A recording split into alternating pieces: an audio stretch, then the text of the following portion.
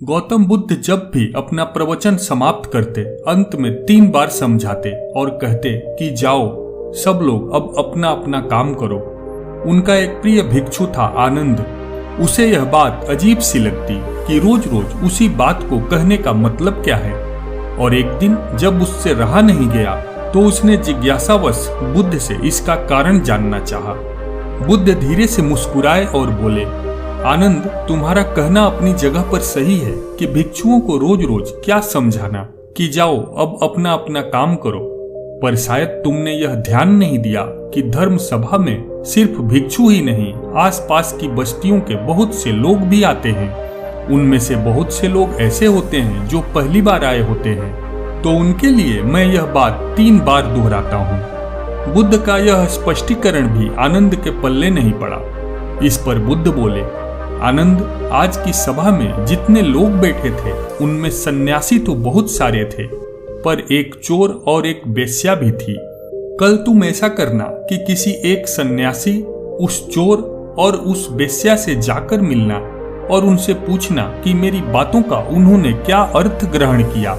यह सुनकर आनंद और आश्चर्यचकित हुआ कि इतने लोगों की भीड़ में बुद्ध ने चोर और बेश्या को एक नजर में ही कैसे पहचान लिया, और भला मैं कैसे जानूंगा कि वह चोर और बेश्या कहाँ रहते हैं। बुद्ध उसके मन की बात समझ गए। उन्होंने आनंद को चोर और बेश्या के बारे में बताया और जाकर आराम करने को कहा। आनंद ने जैसे तैसे उत्सुकता में वह रात काटी और अगले दिन सुबह सुबह तहकीकात के लिए निकल पड़ा। सबसे पहले वह एक सन्यासी के घर पहुंचा जो बुद्ध की धर्म सभा में नियमित रूप से आता था। आनंद ने उससे पूछा, कल की सभा में बुद्ध ने जो आखिरी वचन कहे कि अब जाकर अपना अपना काम करो, आपने उससे क्या सीखा? इस पर वह भिक्षु बोला, इसमें सीखने वाली बात क्या है? भिक्षु का नित्य कर्म है परमात्मा का ध्यान, अल्प भोजन और विश्राम। मैंने कल भी वही किया। आनंद को पता था कि भिक्षु से उसे यही उत्तर प्राप्त होगा, अतः वह मुस्कुराया और चोर के घर की ओर चल पड़ा। पूछते पूछते वह चोर के घर पहुंचा। चोर उस समय सो रहा था। उसे उसके घर वालों ने जगाया और बताया कि भिक्षु आनंद उससे मिलने आए हैं। यह सुनकर चोर चौंक उठा और हाथ जोड़कर आनंद के सामने हाजिर हो गया।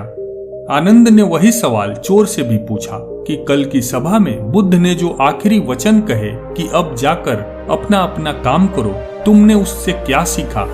चोर बड़े ही विनम्र शब्दों में बोला, बुद्ध तो अंतर्यामी है, इसलिए आपसे क्या छिपाना। मैं कल रात पहली बार बुद्ध की धर्म सभा में गया और उनके प्रवचन सुने। मेरा तो जीवन ही सफल हो गया। बुद्ध के प्रवचन सुनने के बाद मैं उनके कहे अनुसार अपने काम यानी कि चोरी करने निकल पड़ा और कल इतना तगड़ा माल हाथ लगा कि अब आगे मुझे चोरी करने की जरूरत ही नहीं पड़ेगी। अब मैं अपना जीवन आराम से काट सकूंगा। चोर की बात सुनकर आनंद हैरान रह गया। वह वहां से उठा और बेश्या के घर की ओर चल पड़ा। बेश्या आनंद को देखते ही पहचान गई। उसने आनंद को प्रेम पूर्वक घर के भीतर बुलाया और उनके लिए जलपान लेकर आई। जलपान ग्रहण करने के बाद आनंद ने बेश्या के सामने भी अपना वही सवाल दोहराया। यह सुनकर बेश्या बोली, भगवान बुद्ध ने अपने प्रवचन के अंत में कहा कि जाओ अपना अपना काम करो।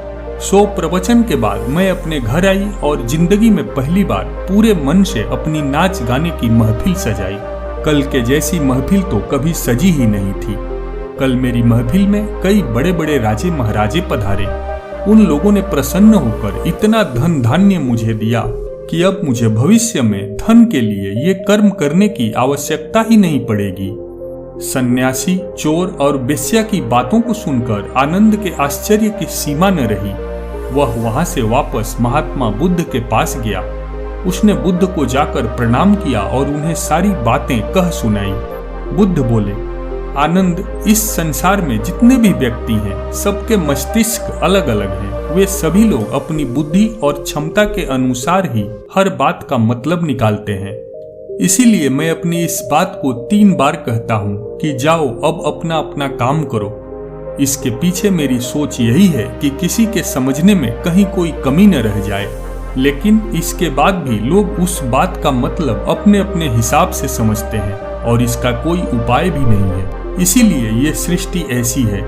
हम इसे बदलने के लिए लोगों को प्रेरित तो कर सकते हैं, पर हमारी बातों का कितना असर उन पर होगा यह कोई नहीं जानता।